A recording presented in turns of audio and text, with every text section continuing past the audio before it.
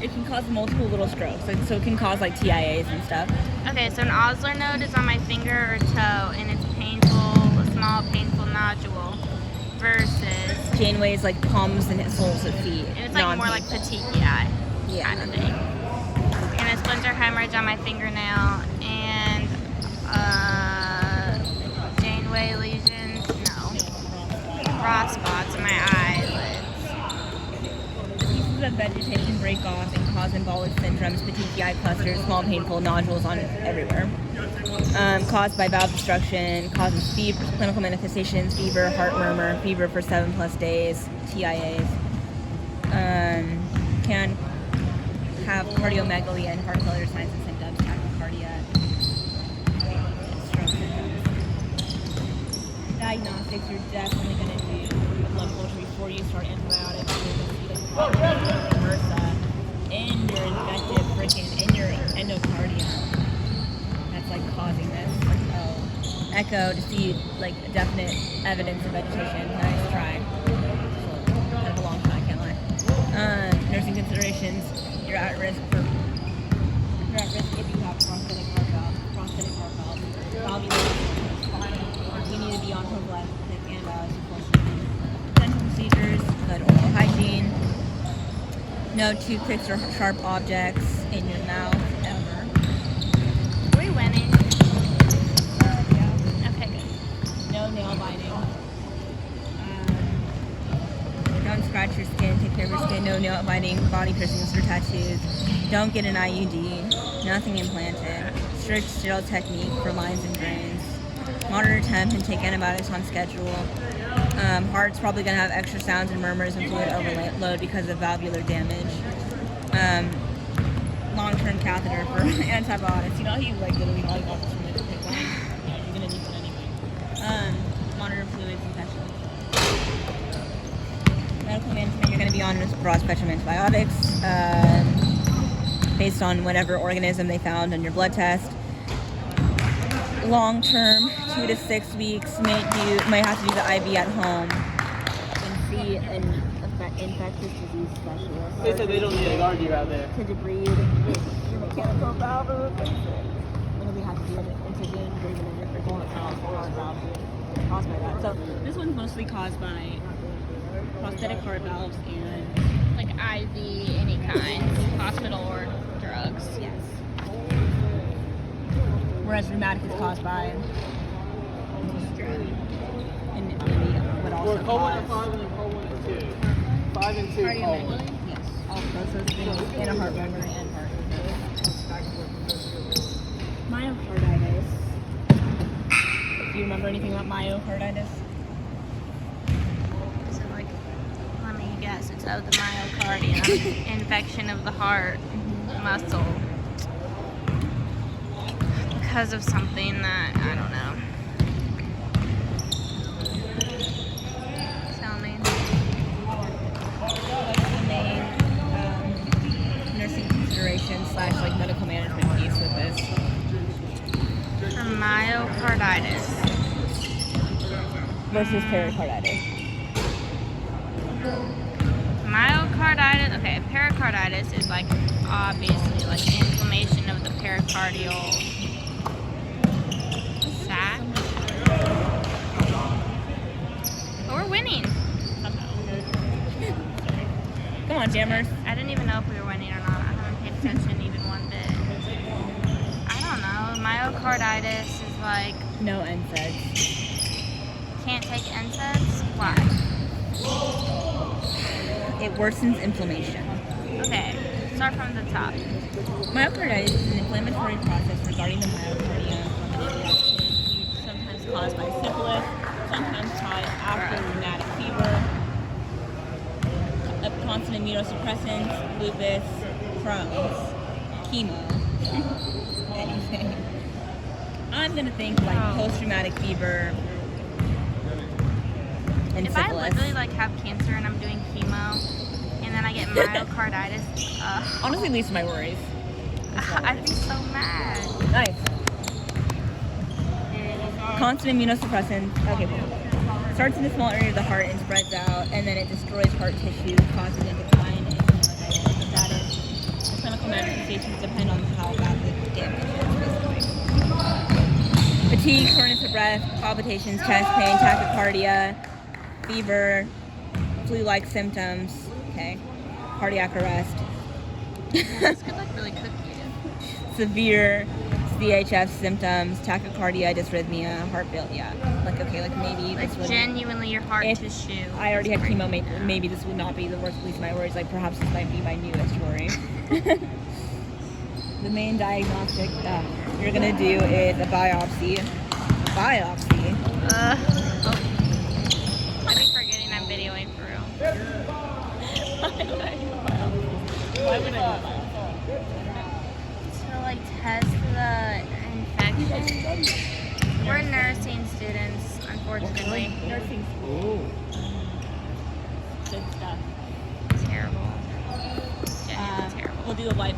I guess it is an infection technically. Like, why can't you just do a blood culture?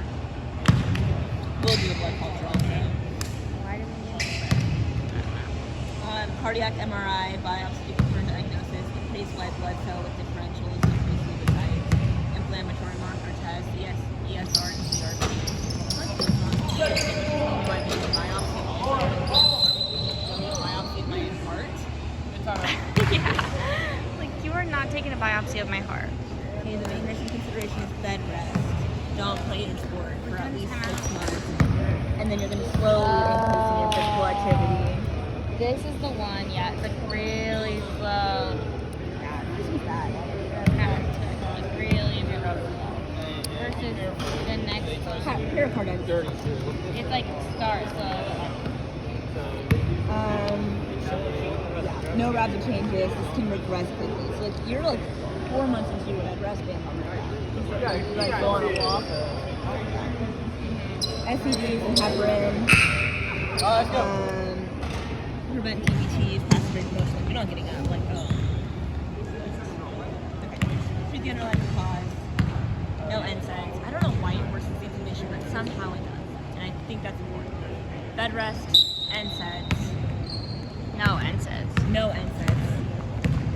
But I mean, like, really, like, yes, bed rest for 6 months. Hello, because literally your heart tissue, like the real, not the sac, The actual heart. genuinely, like your actual heart Has is an necrosing. Pericarditis is an infection or inflammation of the lining of the heart. This can be caused by Dressler syndrome, host MI.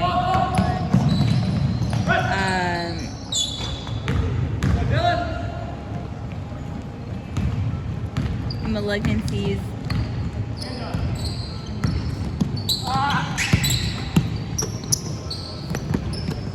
This is a cute pericarditis, right? Doesn't specify, but I'm assuming so.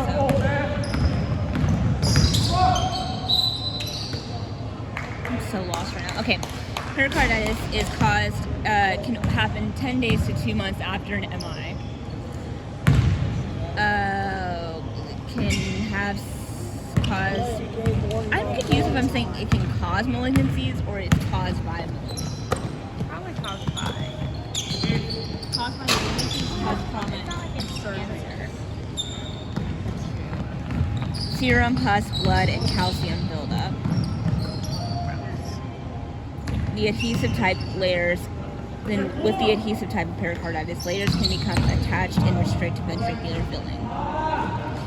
Dressler syndrome post-MI can develop pericarditis. It's patho-infectious MI or chest injury. MI. Or infectious, yeah. Which, like, a lot of times, like, post-strep, like, you can get once more pericarditis. I don't know why I'm so lost on my notes today. Like, lupus, sarcoiditis, and rheumatic fever. Accumulation of fluid in the pericardial sac, pus, blood, and serum. That's what I was talking about. Can go with... Oh, so, okay. If you have cardiac tamponade and pericardial effusion, you will also maybe have pericarditis but it's caused by infection, MI, and chest injury.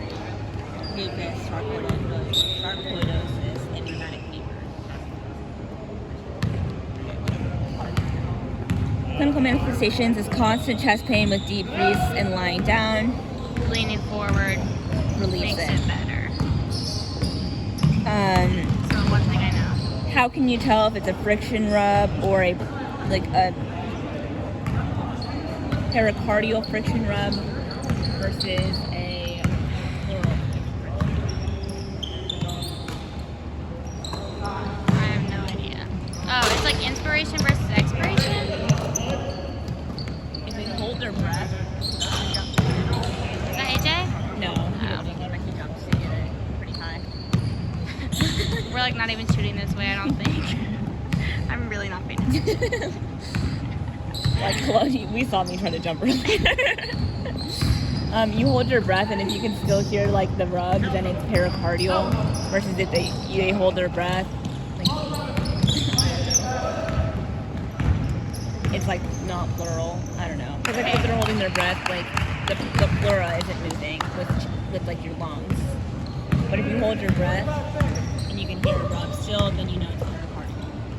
Why is it still rubbing? Because your heart's still beating, I guess.